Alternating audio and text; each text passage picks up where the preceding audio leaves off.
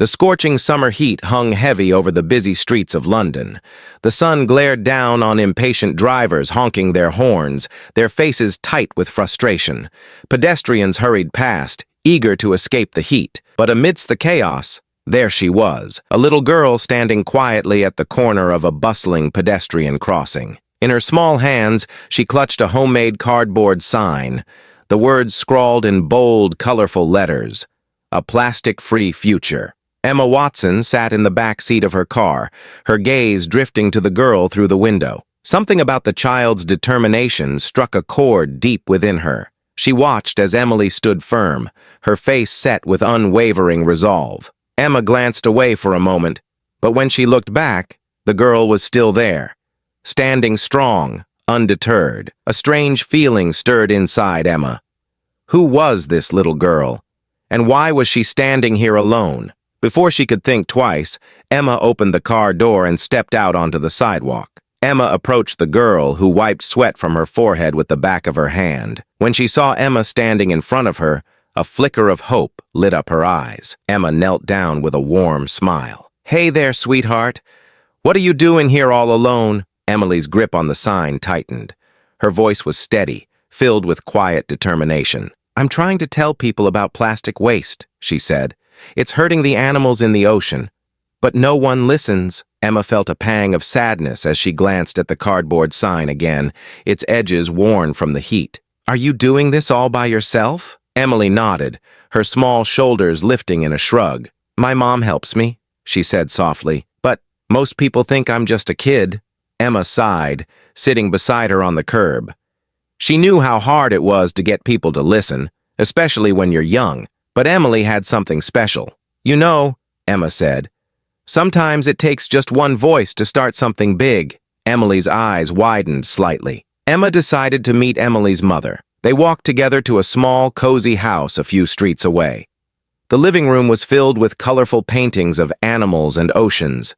Posters covered the walls, recycling tips, environmental slogans, and Emily's hand-drawn artwork. Emily's mother welcomed Emma inside with a grateful smile.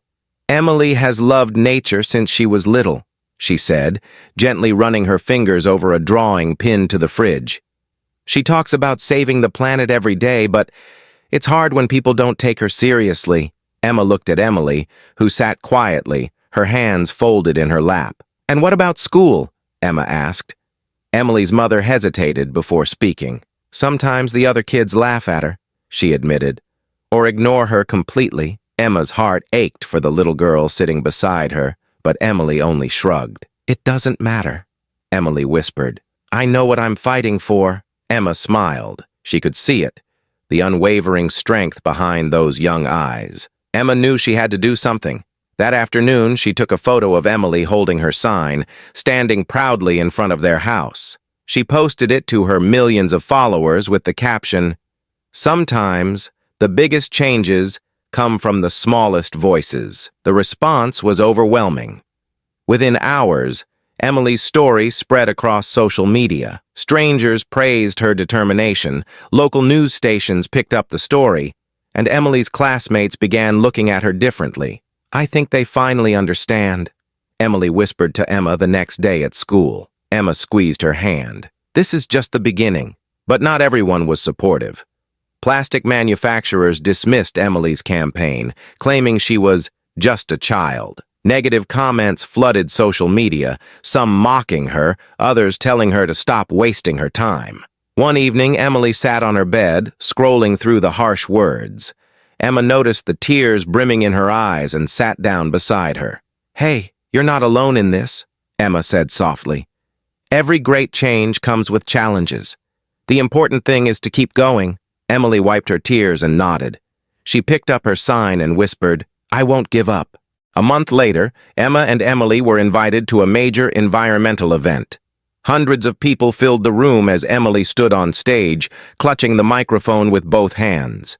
She took a deep breath and looked out at the crowd. "Hi, my name is Emily, and I want to save the planet." For a moment, there was silence. Then, applause erupted. Emma stood at the side of the stage, watching with tears in her eyes as Emily's message finally reached the world. From that day on, Emily's name appeared in environmental articles and news channels. Schools invited her to speak. Businesses pledged to reduce plastic waste. One afternoon, Emily and Emma sat on a park bench, watching the ducks swim across the lake. Emma turned to her and smiled. "See, Emily? Change started with you." Emily looked down at her worn-out sign and grinned. "Yeah," she said, "and I'm just getting started. Sometimes the biggest changes start with the smallest hands." If this story touched your heart, don't forget to like and subscribe. A small act of kindness can make a big difference.